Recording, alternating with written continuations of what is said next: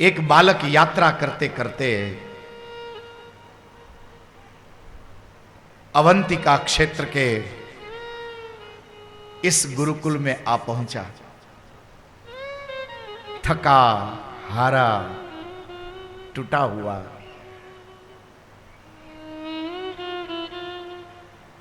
आश्रम में रहने वाले एक ब्राह्मण ने उस बालक को उठाया, गले लगा लिया। बोले, बेटा तेरे माता पिता कौन हैं? तू अकेले कैसे आया? कहां से आया? तो कहते हैं कि वो बालक रोने लगा। बोले, मेरा इस संसार में कोई नहीं है,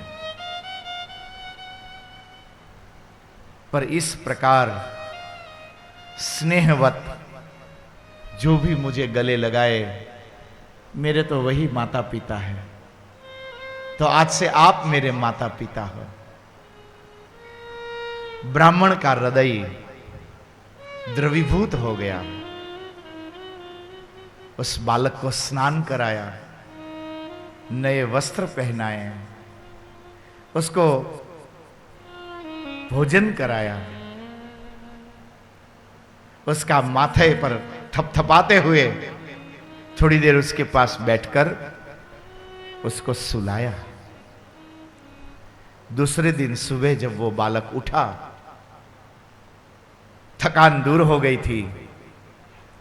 स्नान कर उस ब्राह्मण ने उस बालक को ब्रह्म विद्या यानी कि गायत्री महामंत्र दिया और यज्ञोपवीत दिए। यज्ञोपवीत संस्कार होने के बाद उस बालक को उस ब्राह्मण ने कहा कि बेटा, ब्राह्मणस्य ही देहोयम, ब्राह्मण का यह शरीर है, महाकाल का यजन किया करो। जाओ महाकाल के शरण में, तुम्हारे असली माता पिता तो बाबा महाकाल है। और वो बालक वहां से महाकाल मंदिर पहुंचा।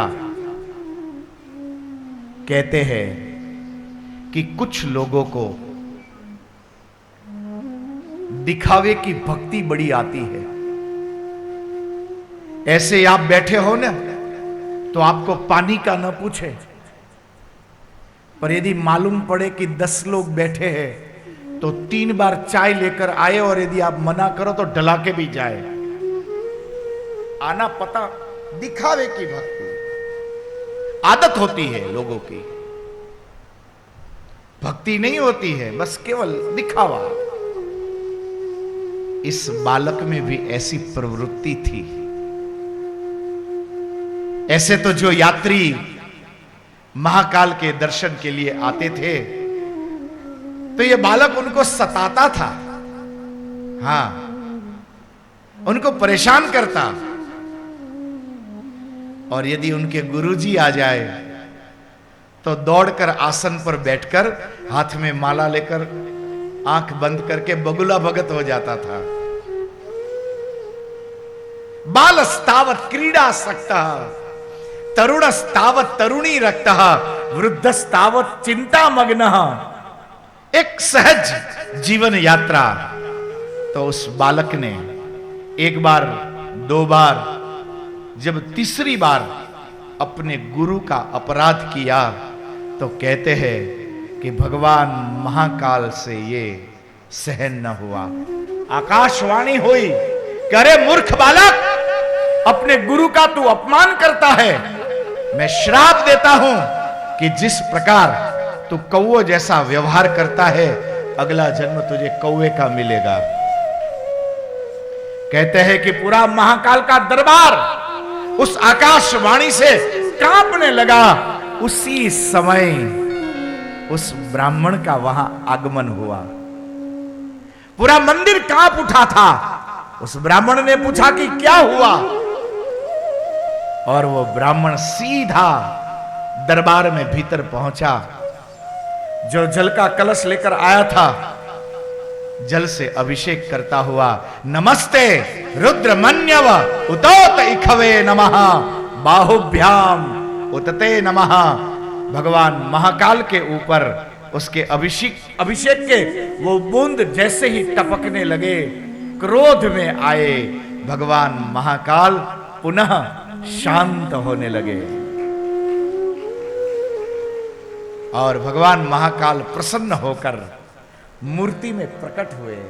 ब्राह्मण मांगो, क्या चाहिए? तब वो ब्राह्मण मुस्कुराया, बोले प्रभु आप तो भगवान हो, आप तो काल के काल हो, आप तो पूरे ब्रह्मांड की आत्मा हो, आपसे बड़ा इस संसार में कौन हो सकता है? और आपने जिस पर क्रोध किया प्रभु, वो तो छोटा सा बालक है, आप ही का बालक है। देखो गुरु की गुरुता, जो अपनों के लिए रो सके वही गुरु होता है। कहते हैं कि इतना बोलते बोलते उस गुरु की आंखों में आंसू आ गए। बोले प्रभु बालक है, उस पर क्या क्रोध करना, छोड़ो, क्रोध थूको, अपना लो, नहीं तो वो भटक जाएगा। और आपकी शरण में आया कोई यदि भटक जाए, ऐसा कैसे हो सकता है? गुरु की इस पावनता ने, कहते हैं कि बाबा महाकाल के हृदय को भी द्रवित कर दिया। बोले ब्राह्मण, बोले हां महाराज। बोले मेरा श्राप तो व्यर्थ नहीं जा सकता है, वो तो छूट गया। बोले वो तो प्रभु आप जानो, जैसा आपको ठीक लगे वैसा करो। तो कहते हैं कि भगवान महाकाल ने उस बालक को वरदान दिया कि कौवे के रूप में ही रहकर तू अवतारों के दर्शन कर सकेगा, अवतारों की सेवा कर सकेगा, और ये विष्णु के अवतार तेरे साथ खेलेंगे।